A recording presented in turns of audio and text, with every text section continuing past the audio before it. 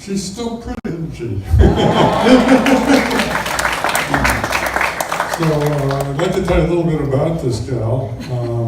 She started out as a school teacher, but the year we got married, I dragged her off to Cambridge, Massachusetts for my graduate school, and she worked for, among other people, James Watson, who was the one of the 3 guys who got the Nobel Prize for figuring out the structure of DNA. He was a terrible boss. He was a terrible boss. So we won't talk about him. But at that time, I was running for the draft, so it seemed like the appropriate thing to do was to join the Navy, which I did. And the nice thing about the Navy at that time was that babies were basically free. So this is the first baby. This is David. I'm sure you've all met him. And when Davey was coming along, Karen had a friend who was teaching something called natural childbirth. So she went through that rigmarole. And not only did she do that, but she learned how to teach natural childbirth classes. So while we were in our Navy apartment, we would have these women laying on the floor with their husband, all panting. And about then, number 2 came along. That's Alicia, our daughter. By the way, our 2 grandsons, Stevie and Aiden. So Karen showed her leadership talents there by talking the local doctors into putting up with natural childbirth and with actually having a husband in the room when the baby was born. So the first doctor, David's doctor, was quite into this sort of thing, but the local physician, she also talked into trying that out, and she managed to sell the whole concept to them. So that was one of her many talents that she's exhibited over the years. Eventually, we got out of the Navy. We moved up to Bloomfield, and Karen decided to stay home and raise our 2 children, which I think she did a pretty good job. We won't tell you about some of the things they did. But she also became president of the PTA, and after the kids were able to go off to school for most of the time, she started working part-time for the Current. She was actually working as a clerk doing the religion page, and she said, well, there's a story about these 2 ministers who unfortunately weren't able to join us, who are married, and she ended up writing a first-page story about them in the Current, and her career blossomed from there. She became a reporter. Eventually, she was on the editorial page of the Harper Current with Michelle Jacqueline, who's one of our guests here, and was very proud of her for that accomplishment. Since we retired, she continues to be involved in, right now she's the chairman of our town's Mass Transit Commission. So she's quite a gal, and isn't she pretty? Here's a toast to Karen. I forgot to mention that she sings in both the church choir and the town chorus, so she's very talented. So all along, Steve has been kind of the calm rock in the family. He does everything nice and evenly. He worked at the same company for, was it 30 years now? 37 years. Of course, it had, what, 4 owners, maybe 5? It's hard, we lost count after a while, but he still went into the same office and did the same stuff and impressed everybody so much that when they were trying to close down all these divisions, it was combustion engineering, ABB, finally Westinghouse, and there was one other in between. Well, Westinghouse was owned by the British Nuclear. You know, it's kind of hard to keep track of all this. But they thought that he was so valuable that they found a way to keep him at the company, even though he refused to move from Connecticut. what a great place. Who would not want to live here? So he's always been the one who's kind of kept things stable and dependable. And when we went to graduate school at Harvard, or I worked as a secretary, he actually did the work of studying to get a bachelor's degree. But he always had a plan. He always knew what he was going to do, and he always got there.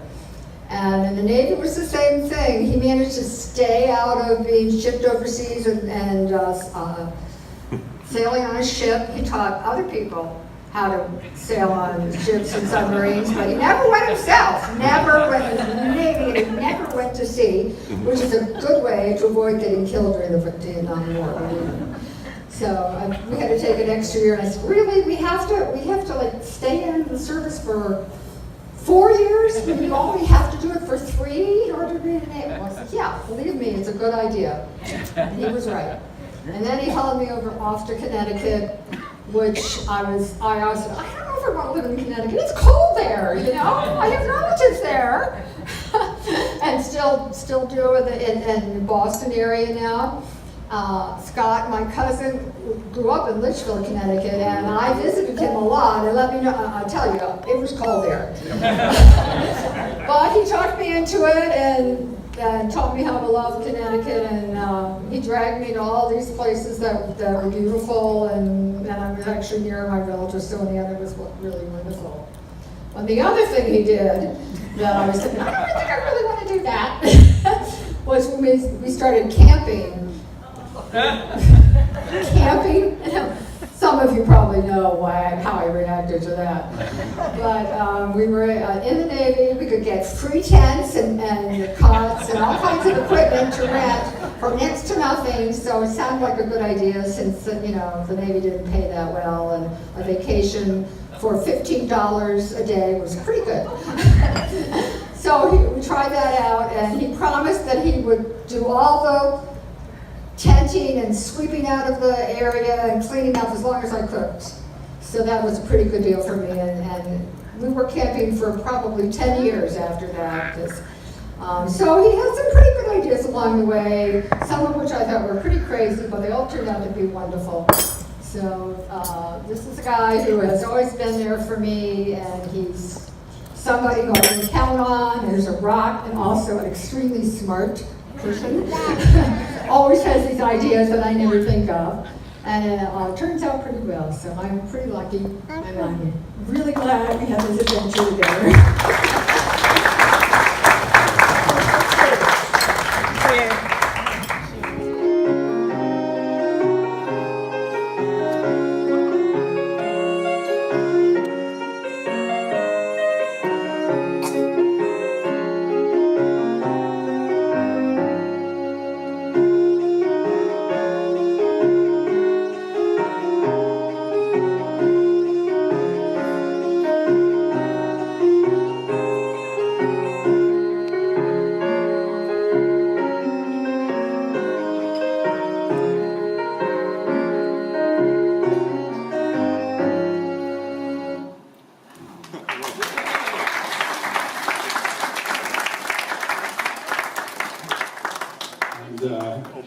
So I have one more for my mom, and so this one's for you.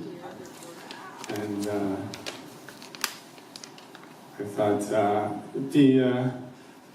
it would be a good idea to write a couple of songs. So here is the other song for my mom.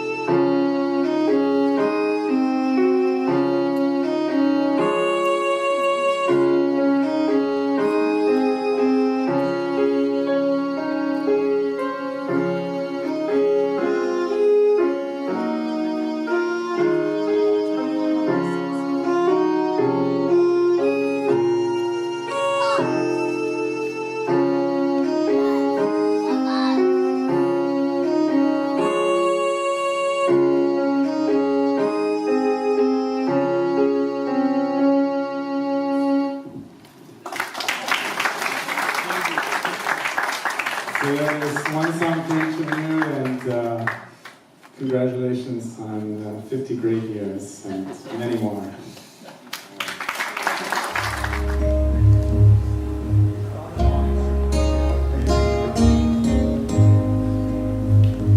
Out of all these friends and lovers, there is no one compares with you, and these memories lose their meaning when I think of love as something new. Though I know I'll never lose affection for people and things that went before. I know I'll often stop and think about them in Sing us a song, the beautiful. Sing us a song tonight. Oh,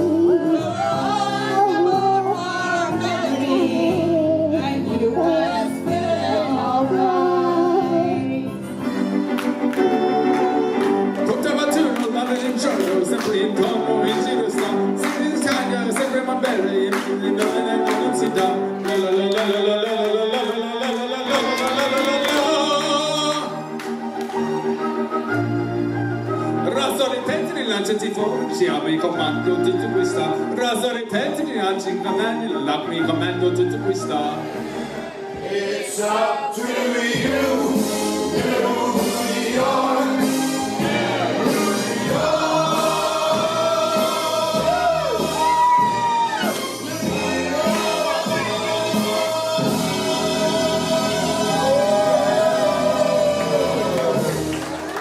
Let's hear it for Karen and Steven, two unbelievable people who found each other 50 years. Guys, on behalf of your family and friends, we wish you 50 more years of wedded bliss. God bless you both.